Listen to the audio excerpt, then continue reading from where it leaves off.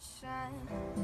I realize I am in sunshine. The skies are turning blue. Would you like to go to the top of sunshine? Hi, welcome to another video of Accept Truth with Joy. So in this video, I actually want to address a question that came up the other day online. Someone asked me this question on Facebook, and the question was, why aren't more ape species evolving into human species? And so I wanted to just spend a few minutes and address that question. It's a pretty common question that comes up. Sometimes it's spoken in with kind of these terms, right?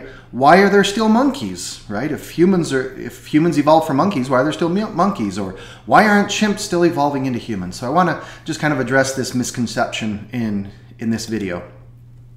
So first of all, I think this misconception starts because of a misunderstanding of what evolution is actually saying about human evolution.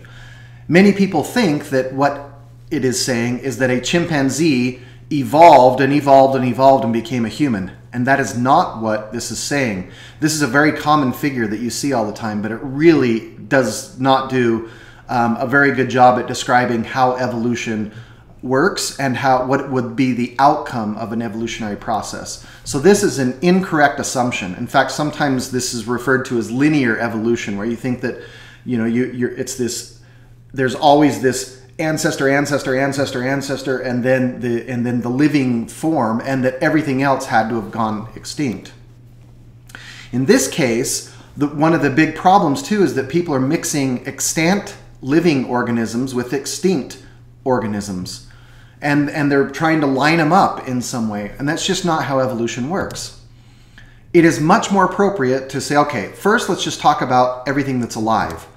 And so if you take humans and chimps, what you what the right way to say the relationship between a human and a chimp is to say that they both come from a common ancestor. And that common ancestor was not a chimp or a human. It was something else. It may not have even been any of these other extinct forms. They could be side branches to this trunk, right? To this ancestral branch that's coming forward.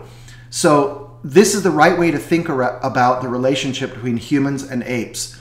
Apes and humans share common ancestry. Chimps, apes, gorillas, none of that led directly to a human, okay? If you think about this, another way to think about this is actually just think about kind of like your own parentage, right? Your own families, where you've got you and your siblings, and you are each other's closest relatives because you share the most recent common ancestor, your parents, okay?